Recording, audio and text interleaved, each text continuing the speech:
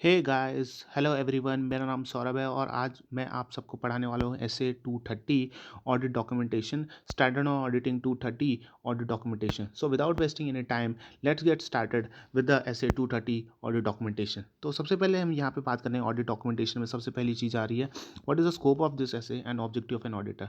Scope की अगर हम बात करते हैं ये एसए की, अगर हम स्कोप की बात करें तो ये एसए जो है वो डील करता है किससे, ऑडिटर की क्या रिस्पॉन्सिबिलिटी बनेगी to prepare audit documentation for the audit of financial statement. Auditor जब क्या करेगा, जब करेगा ऑडिट किसका, फाइनेंशियल स्टेटमेंट का, तो उसकी क्या रिस्पॉन्सिबिलिटी बनेगी टू प्रिपेयर ऑडिट डॉक्यूमेंटेशन। ठीक है।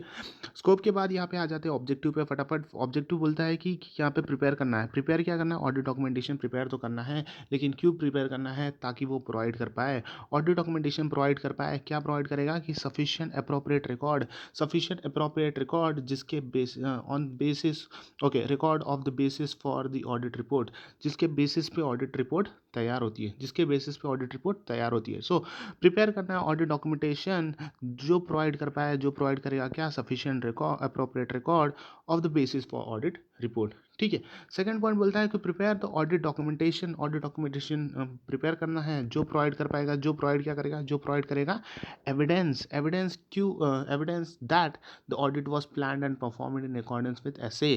ठीक है। तो ऑडिट डॉक्यूमेंटेशन प्रिपेयर इसलिए करना है कि एविडेंस मिलेगा, एविडेंस की जो ऑडिट है वो प्लान किया गया था, परफॉर्म किया गया था, एज पर एसए किया गया था, लीगल एंड रेगुलेटरी रिक्वायरमेंट के हिसाब से हुआ था।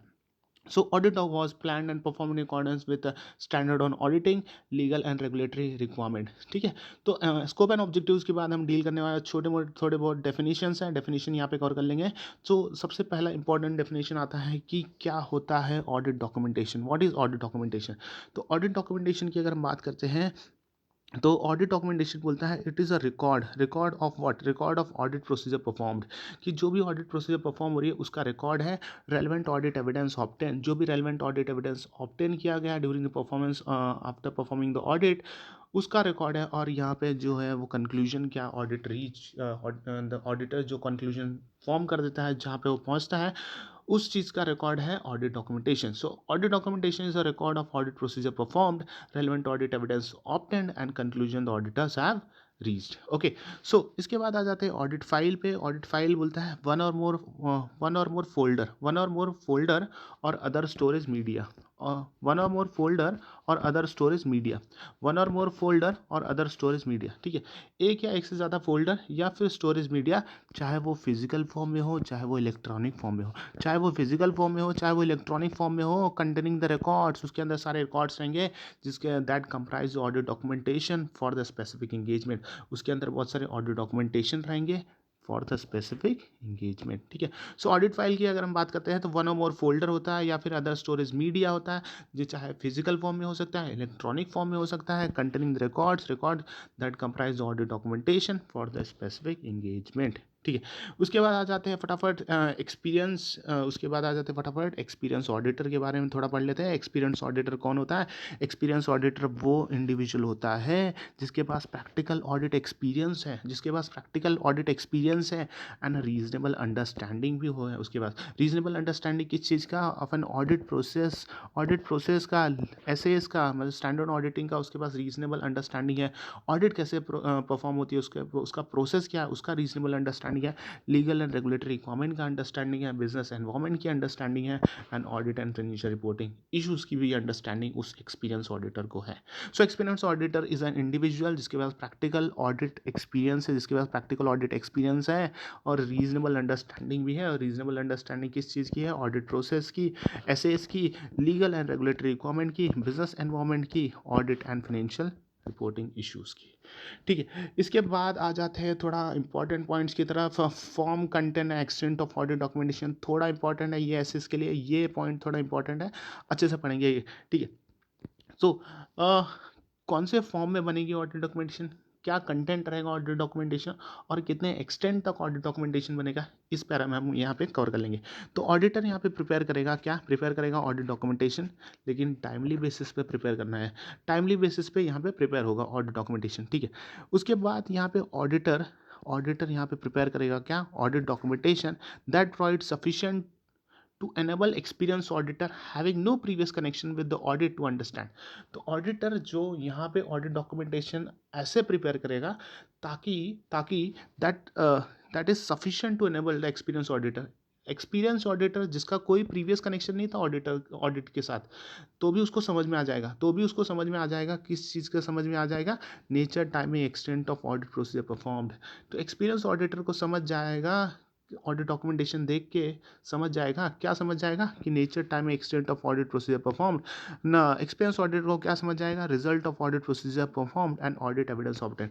तो यहाँ पे जो चीज़ें यहाँ पे कवर हो रही है, यहाँ ये पैरा में, ये हमने ऑलरेडी यहाँ पे ऑडिट डॉक्यूमेंटेशन के डेफिनेशन में देख लिया है कि audit documentation record of audit procedure performed, relevant audit evidence obtain and conclusion the auditors have reached. तो यहाँ पे आप अगर आप देखेंगे, देखिए यहाँ पे आप देखिए nature timing extent of audit procedure performed, यहाँ पे आ गया audit procedure perform, result of audit procedure performed and यहाँ पे conclusion significant matter the conclusion reached. So यहाँ पे ऑडिटर यहाँ पे प्रिपेयर करेगा ऑडिट डॉक्यूमेंटेशन, ऐसे प्रिपेयर करना है कि ताकि जो एक्सपीरियंस ऑडिटर को जिसका कोई प्रीवियस कनेक्शन नहीं है ऑडिट का, तो भी उसको समझ में आ जाए कि nature time extent of audit procedure perform, result of audit procedure performed and audit evidence obtained and significant matters and the conclusion reached and significant professional judgement के बारे में भी उस एक्सपीरियंस ऑडिटर को पता चल जाएगा, even if he has no previous connection with the audit. ठीक है, उसके बाद आ जाता है थर्ड पॉइंट। थर्ड पॉइंट बोलता है कि इन audit document, in documenting the nature timing extent of audit procedure, जब हम डॉक्यूमेंट करेंगे क्या, nature timing extent of audit procedure performed, ये वाला point nature timing extent of audit procedure perform, जब हम डॉक्यूमेंट करेंगे nature timing extent of audit procedure perform, auditor यहाँ पे रिकॉर्ड करेगा, क्या रिकॉर्ड करेगा, auditor shall record identifying characteristic of specific item. कोई स्पेसिफिक आइटम है, कोई स्पेसिफिक आइडेंटिफाइंग कैरेक्टरिस्टिक्स, उनका क्या आइडेंटिफाइंग कैरेक्टरिस्टिक्स है उस स्पेसिफिक आइटम का। फॉर एग्जांपल अगर मैंने लैंड एंड बिल्डिंग का ऑडिट किया है तो उस आइडेंटिफाइंग कैरेक्टर, उसकी क्या आइडेंटिफाइंग कैरेक्टरिस्टिक्स थी।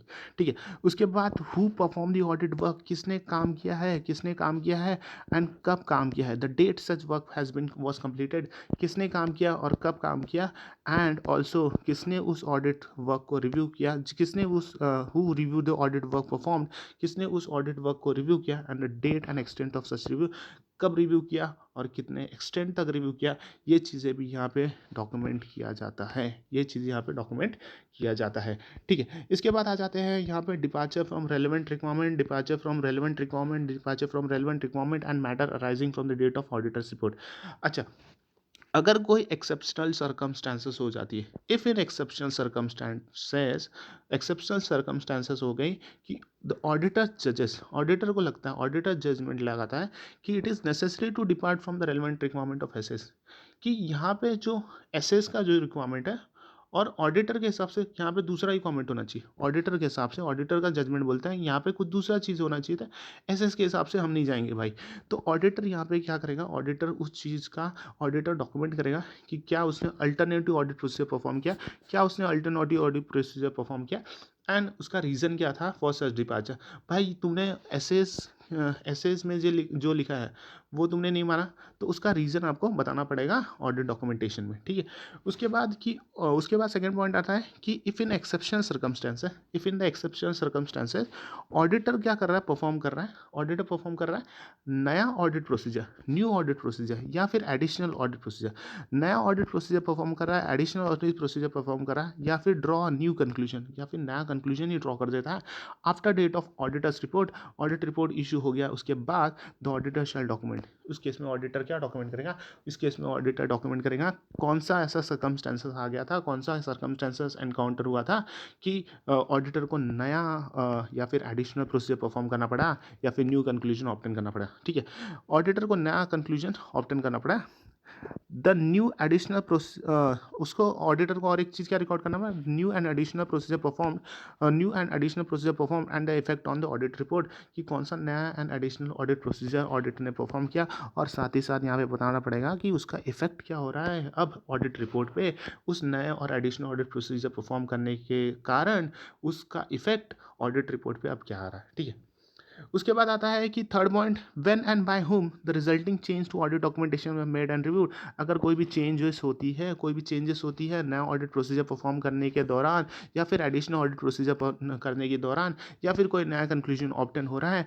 सो यहाँ पे when and by whom the resulting changes to audit documentation was made, किसने यहाँ पे रिजल्टिंग चेंजेस किया था ऑडिट डॉक्यूमेंटेशन के अंदर, और किसने उसको रिव्यू किया है, ये भी ऑडिट यहाँ पे ऑडिटर यहाँ पे रिकॉर्ड करेगा ऑडिट डॉक्यूमेंटेशन में।